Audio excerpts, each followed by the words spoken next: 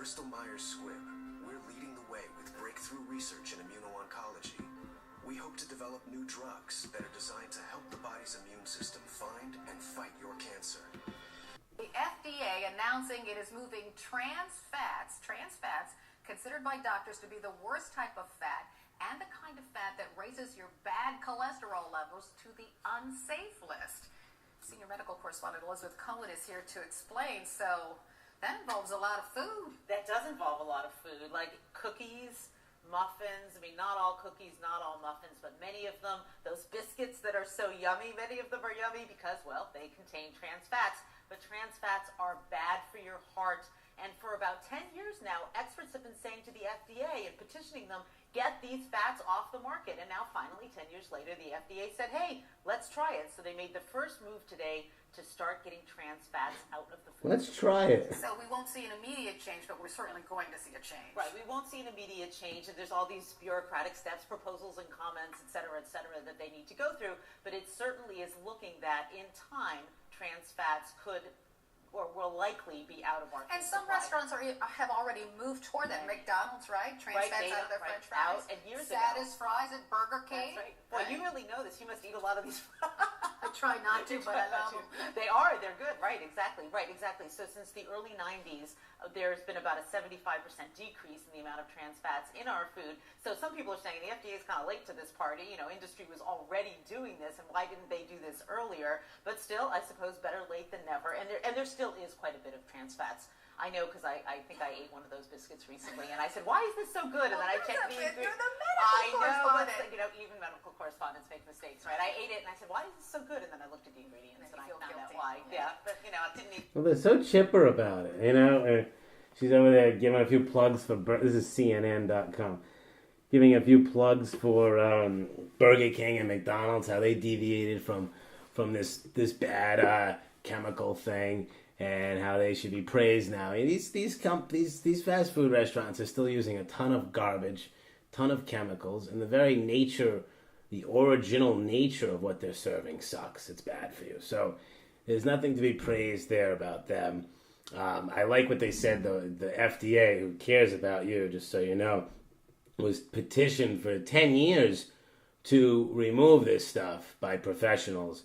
And they were like, yeah, 10 years later, let's give it a try. It worked out now. We have a new chemical that kills people that they can now start petitioning us starting now for 10 years. And then in 10 years, we'll remove that chemical when we have a worse chemical to replace it. I really think Hitler runs the FDA. I think he runs the EPA. I think he runs the USDA. And I think he's still alive running these things. Or his son, you know, he got pissed off. He's like, fuck down, I'm going to take over America now. He got pissed off, and he's running it all. And they're doing such a good job. They got smiley earheads talking about it. They got it covered in bureaucracy. They want you to think it's just the administrative wheels. That's why we can't get the chemicals off. In a legitimate society, if you ever see one someday, hopefully we get one, maybe in another life or something, you'll see that if an organization is in charge of things and they're in charge of making sure chemicals and bad things don't get into consumers' hands, and they're seeing that someone is putting bad things in consumers' hands, they just pull the plug in a second. They just say, stop, or we're fining you, you're under arrest, stop. And it's over. This 10-year bureaucracy, this big game about how we're trying to get the hydrogenated stuff out for 30 years. How did it get in there in the first place? Over to correspondent Neil to talk about it and waste our time. You know, it's all bullshit. Okay? And Betty Crocker is a big part of that bullshit. She's basically an asshole. I mean, what are you buying when you buy Betty Crocker? You think you're getting something? You're getting chemicals that delude the body into thinking it tastes good and that you had that experience. That experience happens in the mind. It doesn't happen in the actual Bisquick. It doesn't happen in the actual mouth. It happens in the mind. They create the experience for you on paper, in color, not through these ingredients. Enriched flour, bleached. There's bleach in it. Wheat flour. And that's not even allowed. There's some countries that don't even allow the bleaching of flour because bleach is bad for you. It kills you.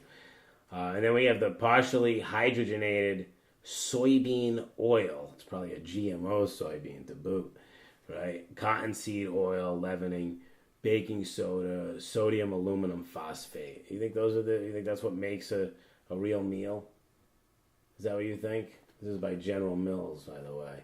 The big corporation that hides out real small on the bottom of the box and puts the big Betty Crocker image and all the Cheerio, the Bumblebee, all the big fancy pretty things to trick the hicks into buying their stuff. They make money off the hicks and they damage their brains and screw them up so that when we go to vote, the hicks go and vote for the bad guy is going to hurt them more because they're brain damaged. And the good guy like me, his vote doesn't matter because there's only one of me. And I make my vote and nobody cares. The hicks win. It's a democracy where the hicks win. So let me help you and just tell you not to use this ingredient. I'm not a doctor. Everything I say could be bullshit, right? It could just be comedy. Could just be whatever, right? So I don't know for sure if it's really bad. But the FDA is saying it is now, the hydrogenated oils, right? The FDA is saying it's bad.